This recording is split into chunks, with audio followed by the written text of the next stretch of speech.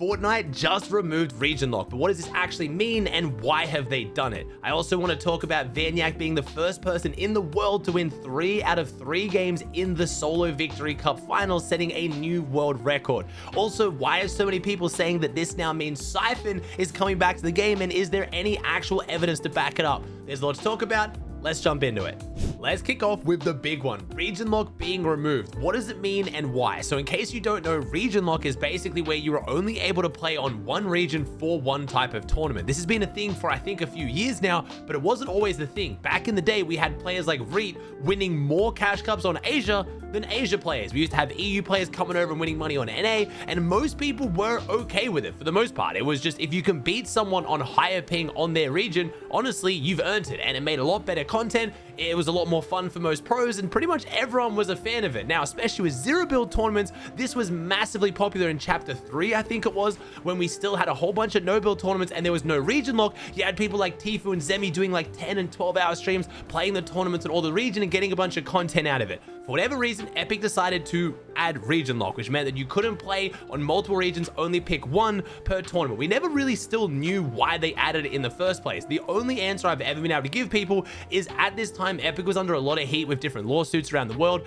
different groups and parents saying the game's too addictive and people play too much Fortnite. And I think it was a way for Epic to, in a court of law, if they had to, point at it and be like, look, we can't control how much Fortnite you or your kids play, but look, with tournaments, we put a cap on it so you can only play one region. We're doing what we can to limit it. The rest is up to you guys.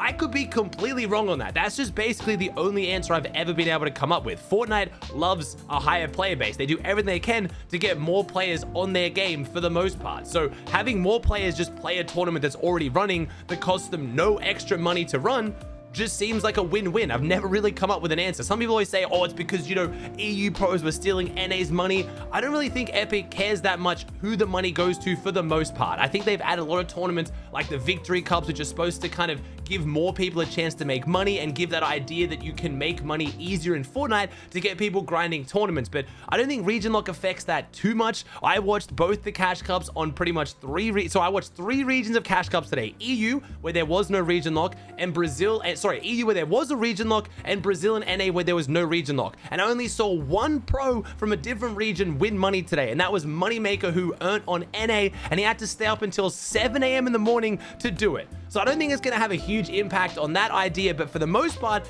everyone seems to be really happy. Again, FNCS is still region locked though. That is the only tournament that is region locked. Every single other tournament, you can go crazy. You want to play the solo cup on Brazil, EU, NA back to back to back like Moneymaker did? Go for it. You can do whatever you want. Like I said, the no build content creators and pros are going to be absolutely loving this, because playing no build on like 100 to 150 ping really isn't that bad. Now, it is an interesting meta for them to do this. I think if they change this region lock in a different season, we would see the player count absolutely booming, but there are some big issues with this season. A lot of people aren't really enjoying it, which is another reason why people think they turned the region lock off, is to boost up the player count. The player count's looking a little bit rough. People don't want to play ranked because of the vehicles. They don't want to play pubs because of the vehicles. Instead of just taking the vehicles out of ranked, why don't we just let people play more tournaments? You want to play with tournament loot pool? Here you go. You can play 4 different regions cash cups. I don't know if that really fixes the issue, but this is why a lot of people think they turned the region lock off. Now, the other reason, which I think could be quite funny, is there has been a bug in the game right now that you aren't able to ready up for tournaments because you get stuck on the region lock screen. You go to ready up, it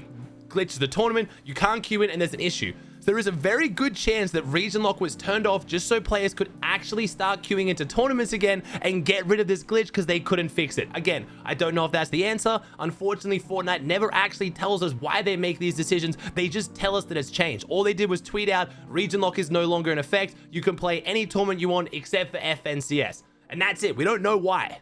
Now, another change they made at this same time as unregion locking tournaments, they also removed skill-based matchmaking from Solo Victory Cup finals.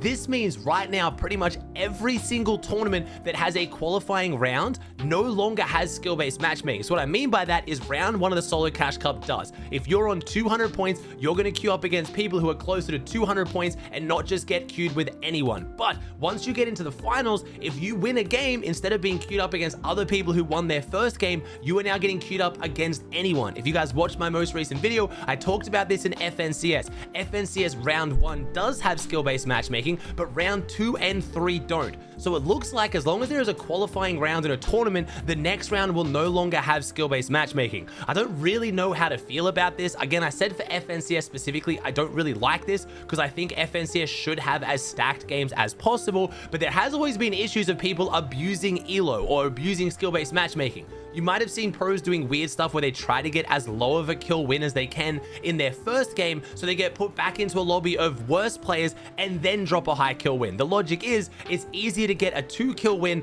and then a 30 kill win in the easier lobby than trying to get a 30 kill win and then get a 2 kill win against other pros and better players. A lot of people do this, and it's always been a little bit of a weird gray area where you can't really stop them. If that's what they want to do, that's what they want to do. Or you've seen a lot of pros like Mongrel's always been known for it, late queuing, waiting until, you know, the good players get higher in points, versing the bad players and dropping a 30-40 bomb and shooting up the leaderboard. That has always been an issue, and now these things no longer work in the later rounds. I guess Epic's logic is if you've already qualified, let's say it's an FNCS, and you make top 2,000, you're already a top 2,000 best team. So if you verse the first best team in your region, you should still be close enough to good enough to beat them. Now, we've seen that is not the case. We obviously saw people dropping 50 bombs and 40 and 30 bombs in FNCS, but I'm pretty sure that's their logic. Now, a big change this has had is in the Solo Victory Cup finals. We have never seen a single person get 3 wins out of 3 in the build finals. It has never happened until today. They removed the skill-based matchmaking change, and Vanyak, the FNCS champion, has gone on to win 3 games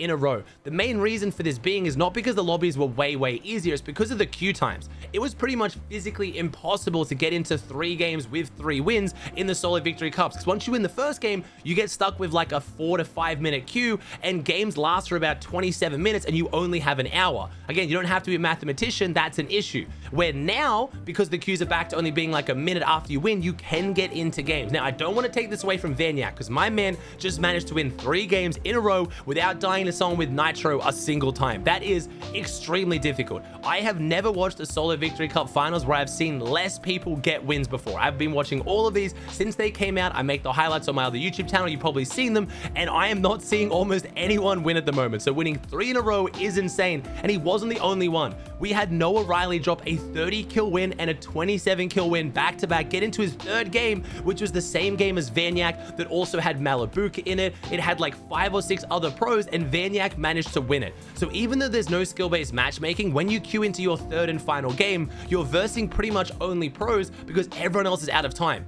If you died on spawn 3 games in a row, you're done 15 minutes into the tournament. If you're still playing an hour into the tournament, it means you probably won your games or you've made it very far in. So the last game was really tough, and Vanyak pulled it off. It was very exciting to see. And on NA, we had no one really get close to 3 wins. We had Victor V get 1 win and get really close to his next 2, but he still only got 1 win overall. So it's not like it was easy, but this change definitely helped Vanyak.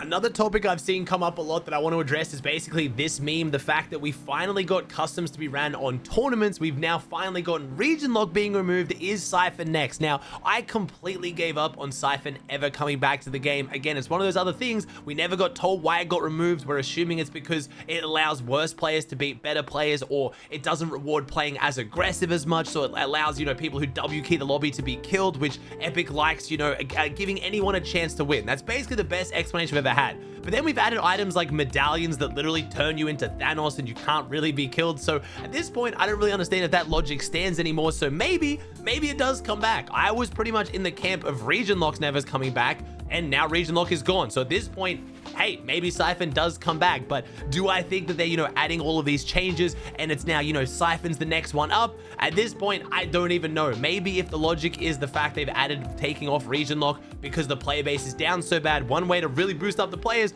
would be Siphon. But I hope if they're going to make a change like that, they do it during a season with a little bit more hype, because that could really boom the player base. Maybe during OG Chapter 2 throwback would be a good time to bring it back if they were going to. I have absolutely no evidence of that. Maybe I'm just hoping.